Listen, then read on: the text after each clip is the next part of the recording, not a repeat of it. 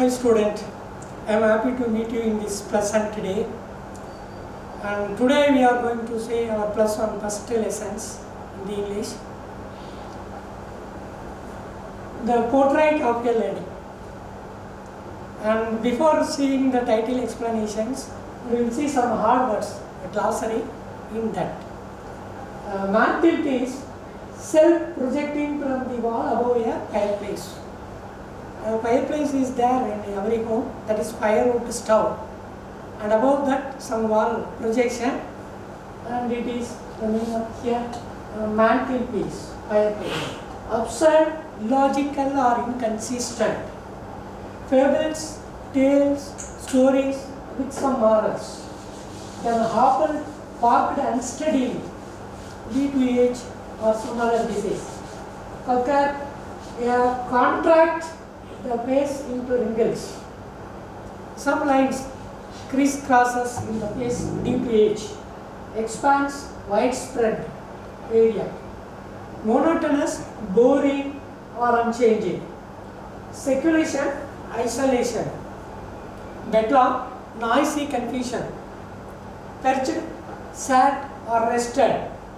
Rebuffs, scoldings. And then it's dilapidated, damaged. Pallor, unhealthy, pale appearance. Shroud, covered, that is cloth used to wrap a dead person. And these are some few words, you may not know the meaning in the story coming. Now the title, the portrait of a lady. We know a lady meaning. Now we come to the portrait. Portrait is nothing but the photo or painting. Before photo machines were invented or cameras were invented, the people painted a person by seeing their appearance, and those are called the portrait. And here, not in that meaning, the writer is used this word. Here the meaning of this portrait is according to this person, that is writer Kushwant Singh, description. Describing something about a lady. Description of a lady. The description of a lady. This is the meaning of the title. Now we will see about author Kushwant Singh.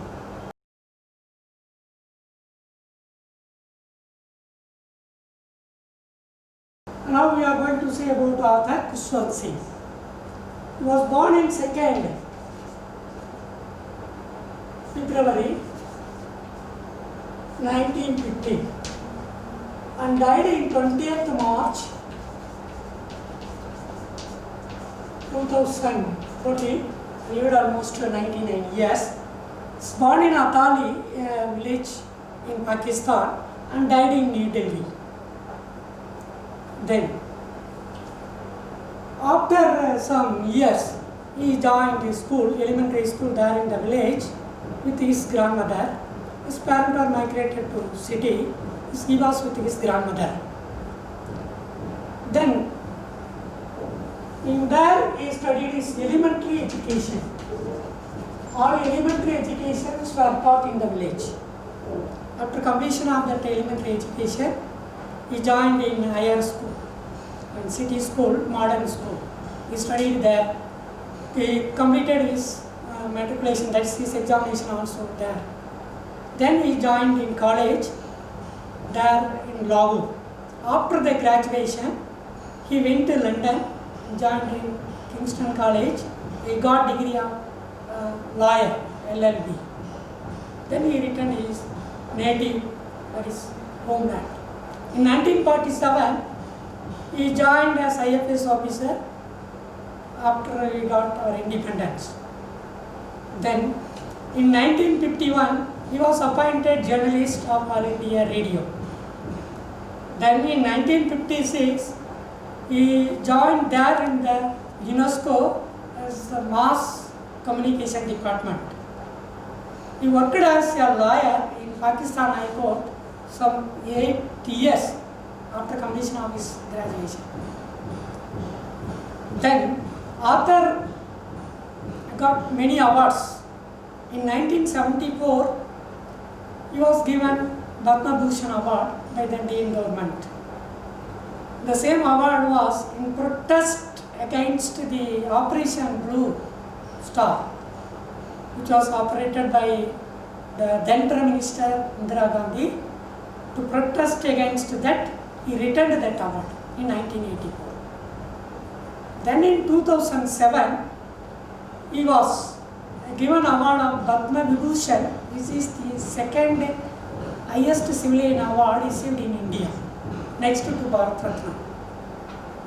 Then in 2010, he was awarded Sagatya Academy Award for his literary services. And between this, in 1980 to 1986, he was MP in the Rajya Sabha of Indian Parliament. He was not only a writer, also journalist and politician and diplomat, and a lot of multi-faceted personalities in him. He was such a writer. He wrote as a lesson the portrait of a lady, and his other brilliant works are The Mark of Vishnu, The Train to Pakistan, and Success Mantra, and Death at My Doorsteps, and We Indian are his brilliant work. And we will see about him in the different way too. When Indira Gandhi announced general emergency in our country in 1975, he was the strong supporter. He openly supported Indira Gandhi's emergency, and such a character he had. Next, we will see about the story. He wrote us a story, The Portrait of a Lady. In that he describes about his grandmother. The lesson based on the joint family system in India.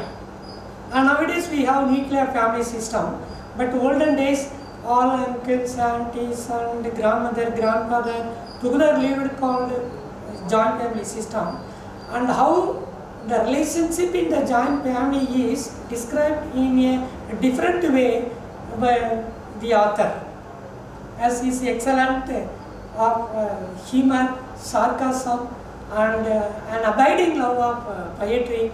In his way he wrote it, this story. And here the characters comes to grandmother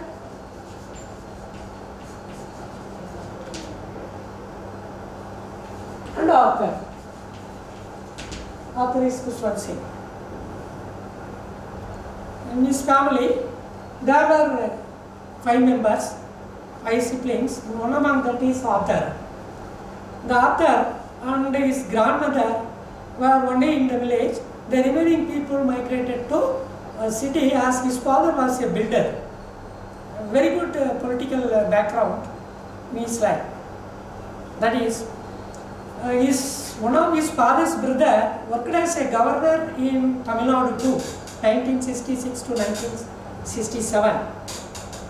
And such a big background, they migrated to city Delhi. His father was a builder. He lived with his grandmother in the village. There in the village, a school is on olden days on the veranda of temples. There in the temple, a teacher or the priest taught them some alphabets and also some scriptures regarding Vedas, manuscripts and etc. And these were the lessons there in olden days. Then, before going to the school, his mother preparing him, waking him at early, his grandmother waking him at early morning and bathing him and dressing him. And while doing all this, she had some songs in her mind, holy songs, and preparing him. After that, and bundling red pen, blue pen, and the earthen ink pot slate, which is cleaned and washed cleanly and tied together, they took towards school, that is temple. The school is attached with the temple. Along with them, they took some lot of stale chapatis for the street dogs. Their morning tiffin was chapati, thick chapati and spread on it some sugar and ghee. They used to eat morning, that was their breakfast. Then there in the school, a teacher taught them alphabet and some songs. When they were learning things outside the temple, his grandmother entered inside and praying God, and she read a lot of scripture there in the temple. After the school was over, they too again returned to their home. On their way, they threw chapatis for the dogs, and the dogs were growling and fighting to take it. And this was the usual scenery when they were in the village, when the author was studying these elementary sessions. Then, after some days, his father settled well in city. They were sent for. They were also went there. Now, his grandmother and himself had a room there in the town, but school, he was not going along with a grandson, because the school bus was there and it took him to school, and again it would bring him to home. This was the routinely what the author studied there in the modern school in Delhi, the next higher educations. Then, however, the room was single, the talks between them reduced. The bond between and relationship between them is reduced. Grandmother used to ask Arthur, what are the things you learned there in the school? Arthur replied about science, mathematics, and about universe, and some other gravitational force, and the round of the earth, and etc. But knowing that there were no about lessons of God and scriptures, she did not listen what he says. After then, one day Arthur told her, and today they taught us music, but it was not bothered much. As his grandmother was aged some 20 years, the same level of the age, a lot of wrinkles on her face, her body was stooping before, that is bending before. She rested one hand on her waist, and the other hand she was always counting about the rosary beads. That is what the people say Jabamalai. She was always used to count the beads in that. Then she did it. And most of the time after he joined in higher education college, that is St. Stephen College at Lahore, and that time after had a lot of work, and grandmother, between them lot of separations, talking were reduced much. She used to sing songs, and counting the rosary beads is her usual work, and it included with some will. After he finished his graduation, he went to study his LLB abroad, London, Kingston College, London, and for that, for sending him to abroad, she came up to railway station along with parents and brothers, and as she is a positive lady, she did not much bother about his going abroad. Generally, the people are sentimental. If anyone goes out, they may weep and they may give different reactions. But the grandmother did not give any reactions. Sending him there, came up to railway station and catch his forehead and kiss his forehead, and Arthur thought that it was the last physical contact between himself and his grandmother, because he is going to read there some 5 more years. While returning, he surely thought that his grandmother would die. Then he finished his course. After the 5 years was over, again he returned to India. His grandmother also came to the railway station to welcome him, to take him to the home. He saw her appearance, it was unchanged. What? In the past 20 years, he saw her face, it was the same alike, and there is no any age even 1 year more than his what he had seen already. Then they came the day home. Usually she fed sparrows the evening, but that day she did not feed any food to the sparrows. That was her happiest moment in her life. But today, taking drums and calling all the neighborhood women and sang some songs. Warrior returning from the great struggle or war, taking his grandson as a warrior and returned his home. Then, on that evening, instead of our usual actions, we went to sleep. Then we got some higher temperature. However, some people there in the family advised her not to strain more, but she strained, got fever. And they called a doctor. Doctor came and tested her. It was normal fever. She will be all right after some hours. But she refused to accept that doctor's word. She told that she was going to die. She lay on the bed and counted the rosary. And she was singing very low voice. And finally, she left her rosary beads. The people saw she was not alive at all. She died. Then the body was, as customary, kept at the ground in that room, taken from the bed, and the body was shrouded with red cloth. Then it is kept for mourning. After some hours, the body took for cremation. The people came and mourned more, and it was taken to cremation.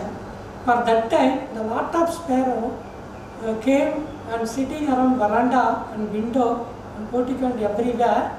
They did not chirp in. But the early days, when she was throwing the crumb, they were chirping much. But they were also giving their lost respect to the grandmother. They did not make any noise at all. The body was taken towards graveyard. His mother, and before that, she took some bread and cut into some pieces and throw it in the way how his grandmother threw for the birds. But no sparrow took any bread piece. Instead, when the dead body was taken towards the graveyard, and they were also thrown away. The next day, the sweeper came and swept them and kept it in the dustbin. And from this, not only the human being respected our last day or a day, even the birds. She had a habit of throwing stray chapatis there in the village, but here in the city there were no street dogs at all. So she used to feed sparrows. That was her happiest moment. And here what the author is going to say is three important points. One is the bond between the relationship in the joint family system. And another is we must live and also we must feed, that is help other living beings also which are along with us, that is environment. And now we are going to see elaborately sentence after sentence. Just it is a very short gist of the story. The Portrait of a Lady, Khushwant Singh. Here is a story that brings out the bond between the author and his loving grandmother. My grandmother, like everybody's grandmother, was an old woman. She had been old and wrinkled for the 20 years that I had known her. People said that she had once been young and pretty and had even had a husband, but that was hard to believe. My grandfather's portrait hung above the mantelpiece in the drawing room. He wore a big turban and a loose fitting cloth. His long white beard covered the best part of his chest, and he looked at least 100 years old. He did not look the sort of person who would have a wife or children.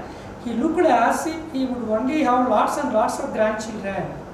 As my grandmother, being young and pretty, the thought was almost revolting.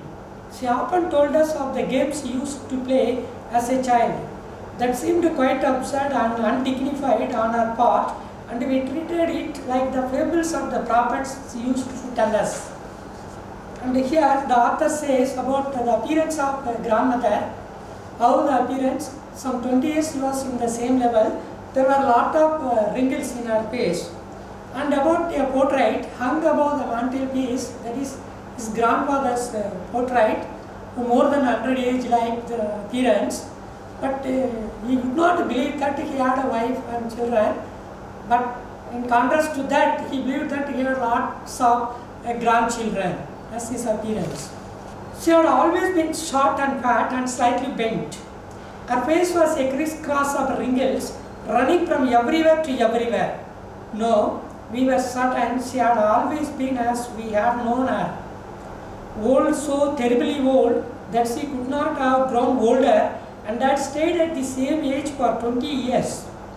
She could never have been pretty, but she was always beautiful. She hobbled about the house in spotless white, with one hand resting on her waist to balance her stoop and the other telling the beads of her rosary. Her silver locks were scattered untidily over her pale, puckered face, and her lips constantly moved in inaudible prayer. Yes, she was beautiful. She was like the winter landscape in the mountains, an expanse of pure white serenity, breathing peace and contentment. Grandmother's appearance, she was aged, overage. Because of that, her body was overbent, that is stooping. There were a lot of crisscrosses in her face, and she was staying in the same level past 20 years from author's known time. And then she wore a white cloth without any spot on it.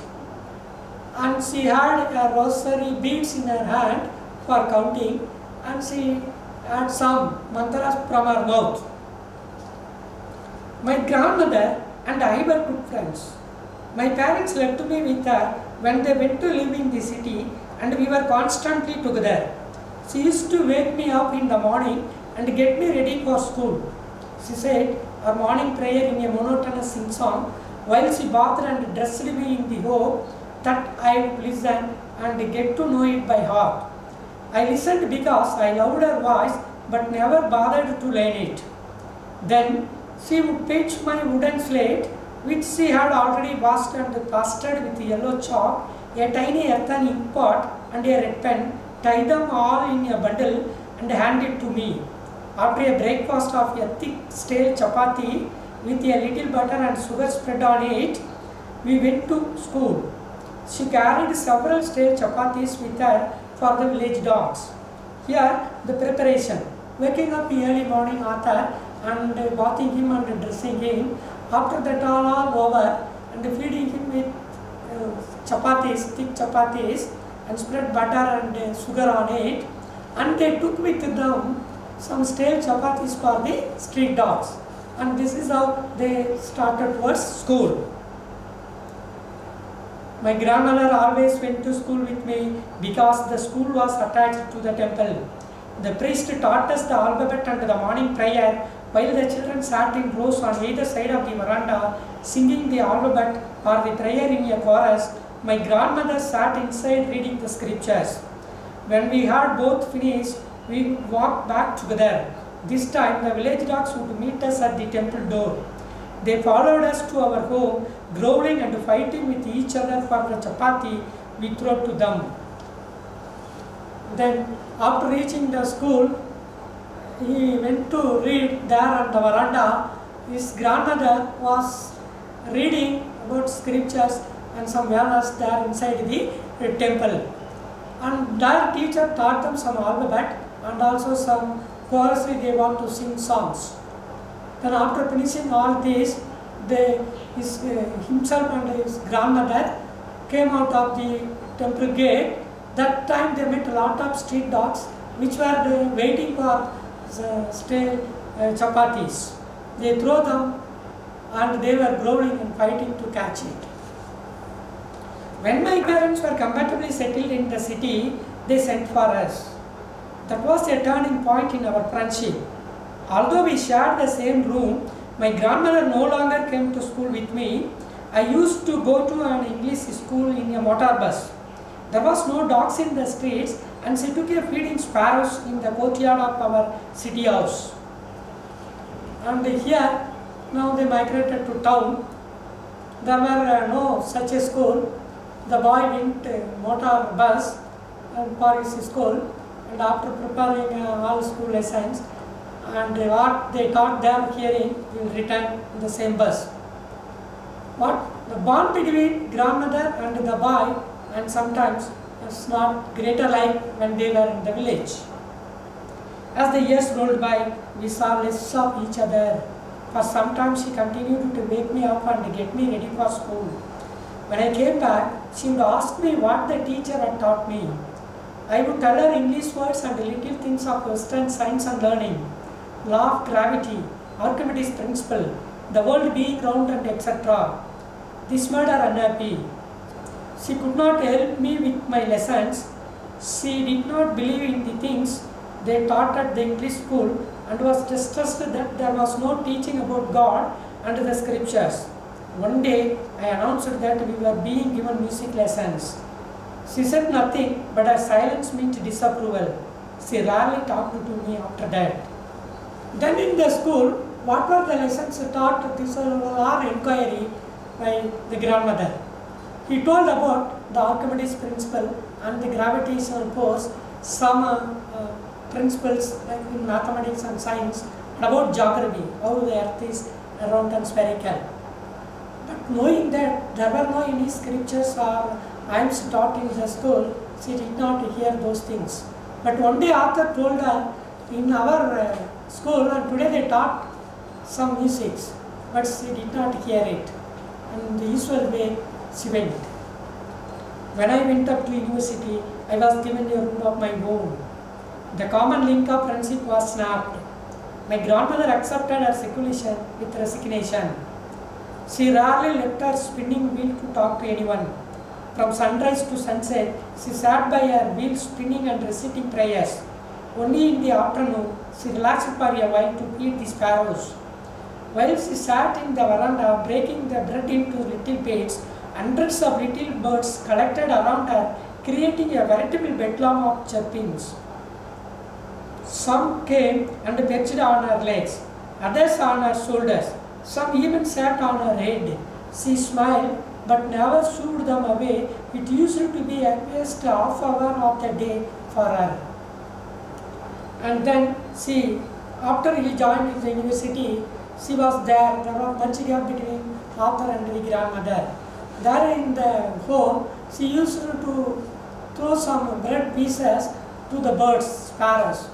Hundreds of sparrows came there and ate them. Then some are sitting on her hand, shoulder, and even sometimes on her head. She never chased them away. She allowed them sit and some scoldings, with nice scoldings. When I decided to go abroad for further studies, I was sure my grandmother would be upset. I would be away for 5 years, and at her age, one could never tell, but my grandmother could. She was not even sentimental. She came to leave me at the railway station, but did not talk or show any emotion. Her lips moved in prayer, her mind was lost in prayer. Her fingers were busy telling the beads of her rosary. Silently she kissed my forehead, and when I left, I cherished the moist imprint as perhaps the last sign of physical contact between us. After finishing his graduation there in the college, he started to go abroad for his law course. And that time his grandmother came for sending him foreign to railway station. He took his forehead and kissed him. Arthur thought that that was the last physical contact between them, as he was aged. She may not be there when he was returning after completion of his course. But that was not so. After 5 years, I came back home and was met by her at the station. She did not look a day older. She still had no time for words. And while she clasped me in her arms, I could hear her reciting her prayers, even on the first day of my arrival. Her happiest moments were with her sparrows, whom she fed longer and with perilous rebukes. Then the day when he returned to India, She came there to the railway station to take him to home. And contrast to his thought, she was in the same level. And they together came, and here, this unusual way she behaved, and instead of talking with the grandson, she paid her the sparrows which are in and around her the same happiest moment she enjoyed. In the evening, a change came over her. She did not pray. She collected women of the neighborhood, got on to old drum and started to sing. For several hours, she thumped the sagging skins of the dilapidated drum and sang of the homecoming of warriors. We had to persuade her to stop to avoid overstraining. That was the first time since I had known her that she did not pray. Arthur could see her now differently, collecting neighborhood women and started to sing some songs and returning of the warrior and beating on the drums. And however, the others asked her, don't strain more as she said, but she started to beat the instrument very forcefully and sang very loudly. The next morning, she was taken ill. It was a mild fever, and the doctor told us that it would go. But my grandmother thought differently. She told us that her end was near. She said that since only a few hours before the close of the last chapter of her life, she had omitted to pray. She was not going to waste any more time talking to us. Then she was bed rest. However, the doctor told she will recover from the ill. She told and thought that she won't, and laying on the bed, counted the rosary beads and saying that he won't recover from that. We protested, but she ignored our protest. She lay peacefully in bed praying and telling her beads. Even before we could suspect, her lips stopped moving and the rosary fell from her lifeless fingers. A peaceful pallor spread on her face, and we know that she was dead. And what was there in her hand? It was going on counting, and she is murmuring something, some scriptures in her mind, some songs and hymns. But finally she lifted her rosary beads, and others thought that she died. We lifted her off the bed, and as is the customary, laid her on the ground and covered her with a red shroud. After a few hours of mourning, we left her alone to make arrangements for her funeral. In the evening, we went to her room with a crude stretcher to take her to be cremated. The sun was setting and had lit her room and veranda with a blaze of golden light. We stopped halfway in the courtyard, all over the veranda and in her room, right up to where she lay dead and still wrapped in the dead shroud. Thousands of sparrows scattered on the floor. There was no chirping. We felt sorry for the birds, and my mother fetched some bread for them. She broke it into little crumbs, the way my grandmother used to, and threw it to them. The sparrows took no notice of the bread.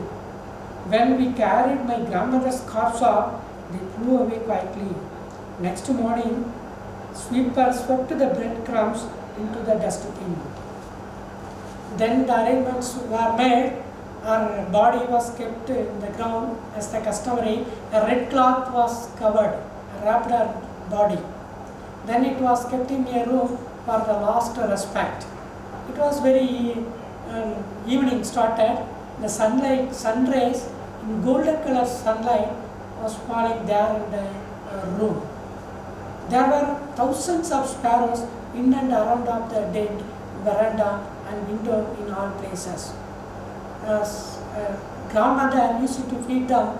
Arthur's mother went and took some bread and made it into pieces and threw it to the birds. The sparrows did not touch it. They were silently sitting. Now the body was taken towards a graveyard after some rituals, and all the birds silently flew away. They did not eat any of the piece of the bread. The bird too gave its last respect to the grandmother. And then the next day morning, the sweeper swept the all bread pieces and put it down into the dustbin.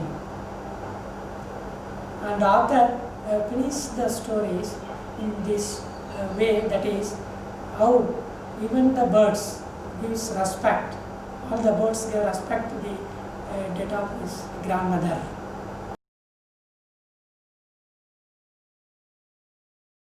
Now we will see some of the words, synonyms and antonyms taken from our text. Moist, synonym damp or wet, antonym arid.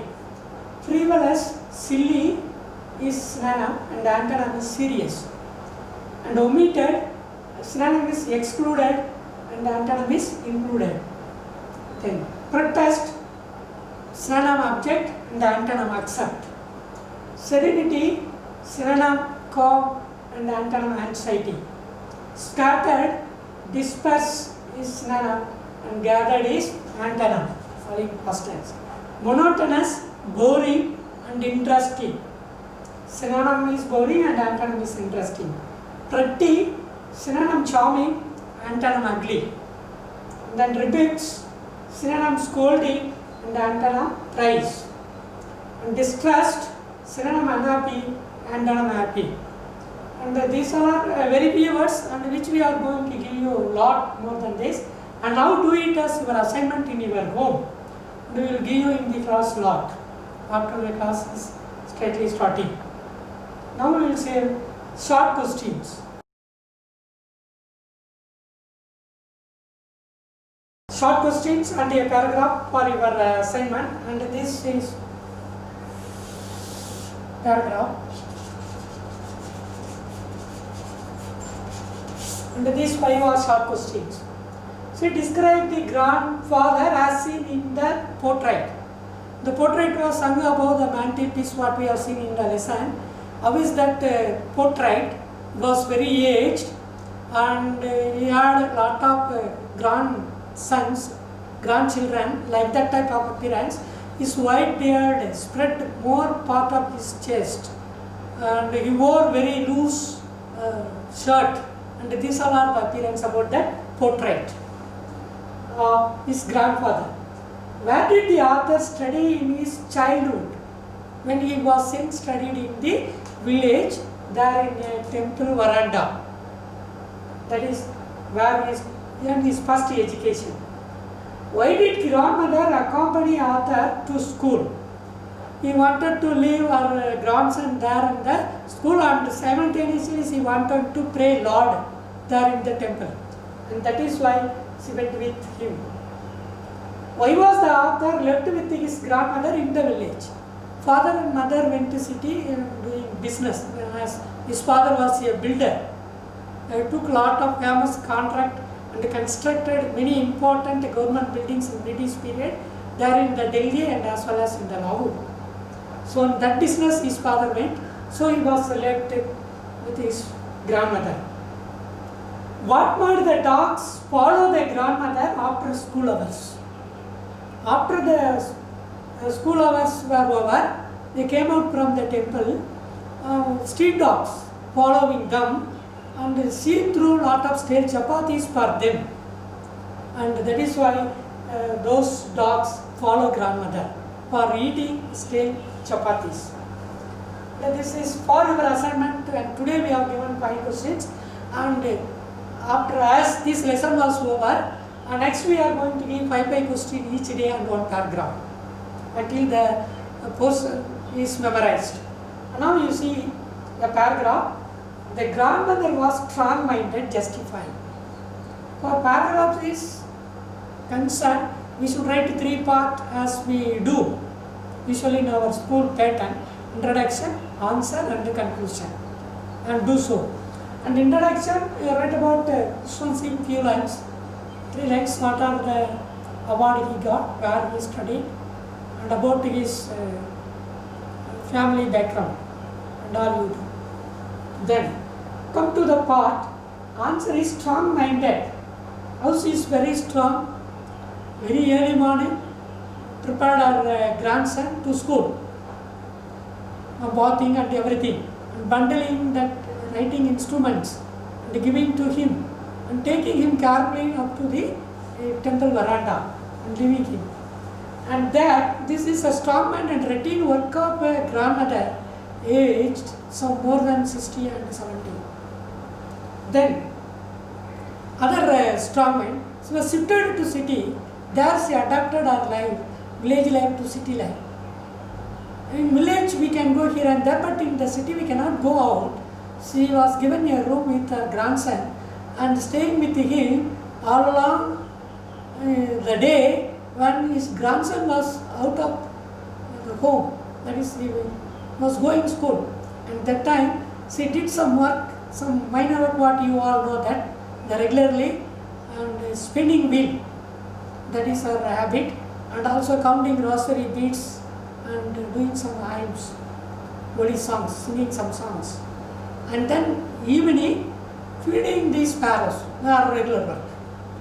This solar or strong mind, continuous timetable is followed by her. This is one. And then taking her grandson up to the railway station without a single drop of tears from her eye, and asked him to go abroad and study law and all, it is strong mind. Generally the women or the family members may start to weep if anyone goes abroad. But our strong mind is trusted by his own grandson Arthur Kushwant Singh, as it is an autobiographical.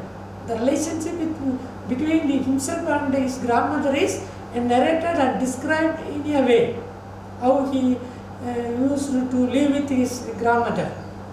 Our strong mind is there too. Then while returning after 5-year course was over, he returned India, and that time also she went to railway station and accompanied with him, clasping his hand very strongly towards home. And there she started drumming, celebrating the warrior arrival. Her grandson, after finishing his course there in London, and came to here. And there the celebration was held, collecting a lot of women of the neighborhood. These are all her strong mind. Then, however, the doctor told she will recover from her disease within a day or two, but her strong mind was, she fixed her strong mind towards death. So she died. A strong mind attracted not only the street dogs, but also even the birds in the towns and cities. This conclusion write 2 or 3 lines. The author described his grandmother, in a way of his own style. Writer Kushwant Singh is famous for his sarcasm and humor in his writing, and an abiding poetical touch too in his writing. In that way, he finished his grandmother's strong mind in this lesson, The Portrait of the Lady. The other short questions, the remaining, and we will see the assignments in the following days. Thank you.